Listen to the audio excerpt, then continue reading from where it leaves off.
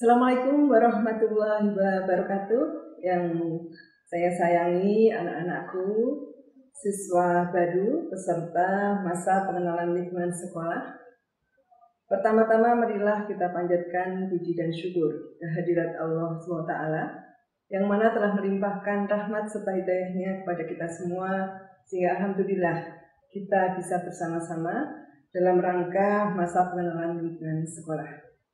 Anak-anakku, kami ucapkan selamat datang di Pendidikan Menengah Kota Yogyakarta. Anak-anakku siswa baru, baik itu di SMA maupun di SMK, saat ini sudah mengalami masa baru. Yang semula dari SMP, sekarang menjadi SMA ataupun SMK.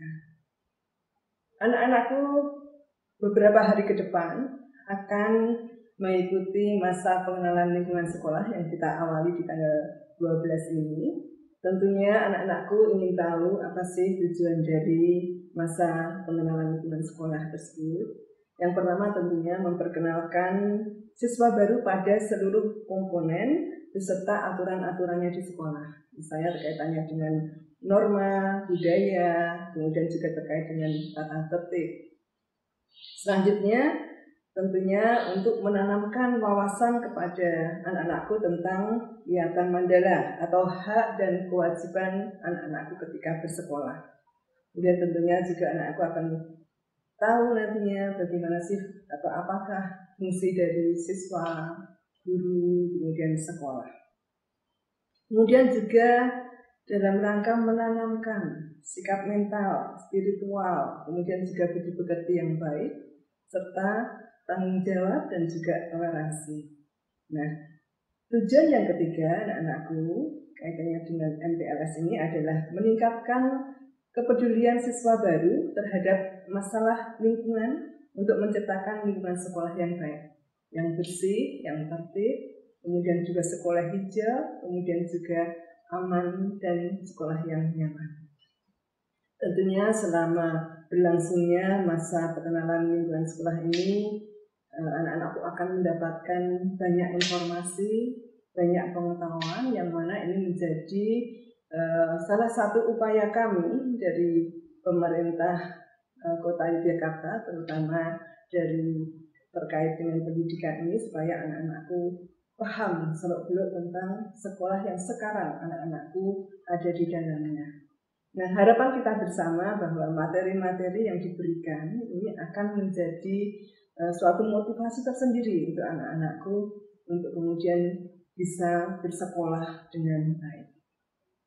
Anak-anakku tahu bahwa saat ini kita dalam masa pandemi COVID-19, sesuatu yang ternyata luar biasa mempengaruhi dari lingkungan kita, termasuk bagaimana kita bersekolah. Tentunya diawali dengan anak-anakku nanti banyak sekolah secara daring. Materi-materi yang diberikan oleh Bapak Ibu Guru itu akan secara daring. Nah, ini tentunya harapan kita bersama ke depan. Dalam kondisi seperti ini, anak-anakku akan bisa memanage waktu masing-masing. Karena memang ini ada di tangan anak-anakku. Guru sebagai motivator, pemberi materi, tapi yang paling penting adalah anak-anakku kemudian dengan tekun untuk belajar dan mau peduli dengan kondisi yang seperti ini. Saya berharap bahwa ke depan anak-anakku benar-benar bisa membagi waktu supaya mata pelajaran yang diberikan kemudian bisa menjadi ilmu yang sangat berguna bagi anak-anakku. Anak-anakku sekalian, kita berada di daerah istimewa Yogyakarta yang sering dikenal dengan daerah yang istimewa. Kota Yogyakarta merupakan kota pelajar. Nah, ini tentunya ada perbedaan ketika anak-anakku berada di wilayah Kota Yogyakarta dengan sekolah-sekolah yang di luar Yogyakarta. Harus ada perbedaan. Anak-anakku harus istimewa. Anak-anakku harus luar biasa dan hebat, ya. Kemudian juga Yogyakarta ini terkenal dengan sopan santunnya, keramah tamahannya, kemudian disiplin, rendah hati, dan peduli terhadap sesama. Nah, ini harapan kita bersama, ini menjadi motivasi tersendiri untuk anak-anakku menjadi seorang siswa yang hebat. Kemudian anak-anakku sekalian, dalam kondisi kita di era globalisasi, tentu banyak hal yang harus anak-anak persiapkan untuk menjadi siswa yang hebat. Nah, kami sering menyebutnya dengan 4C anak-anakku sekalian. Yang pertama adalah critical thinking dan problem solving, di mana anak-anakku harus mempunyai pemikiran yang kritis, kemudian nantinya menjadi seseorang yang bisa selalu memecahkan permasalahan-permasalahan yang ada. Kemudian yang kedua, C yang kedua anakku adalah creativity, ya, kreativitas. Jadi di dalam kondisi, apalagi dalam kondisi pandemi COVID ini, anak-anakku harus punya kreasi yang tinggi. Bagaimana supaya pembelajaran dengan kondisi yang seperti ini bisa kemudian tetap masuk ke pikiran, ke jiwa anak-anakku untuk kemudian nanti dikembangkan. Supaya anak-anakku meskipun bersekolah dalam kondisi pandemi COVID ini, anak-anakku tetap bisa belajar dengan baik. Kemudian yang ketiga adalah komunikasi ya anak-anakku. Jadi perlu adanya komunikasi yang efektif. Jadi anak-anakku jangan kemudian ketika kondisi seperti ini hanya selalu diam diri. Ketika Bapak Ibu memberi mata pelajaran, tidak pernah bertanya atau tidak pernah aktif untuk mencari tahu.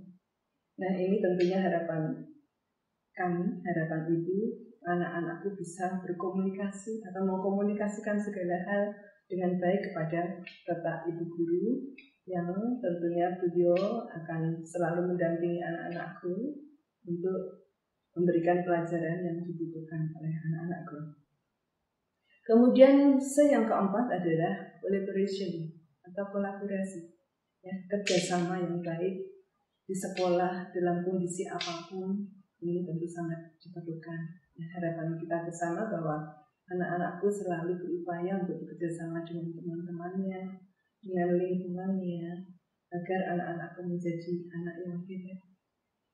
Nah, barangkali tidak banyak yang saya sampaikan kepada anak-anakku, tetapi harapan besar kami bahwa masa pengenalan lingkungan sekolah ini bisa dimanfaatkan dengan sebaik-baiknya oleh anak-anakku sekalian, dan kemudian anak-anakku kemudian berbekal ilmu pada masa pengenalan lingkungan sekolah ini akan menjadi para siswa yang hebat. Selamat mengikuti masa pengenalan lingkungan sekolah ya anak-anakku sekalian. Kemudian selamat menjadi siswa SMA, SMK Kota Yogyakarta yang hebat dan juga bersahabat. Selamat berjuang untuk menjadi putra bangsa yang hebat dan berguna bagi masyarakat serta bangsa kita Indonesia. Selamat.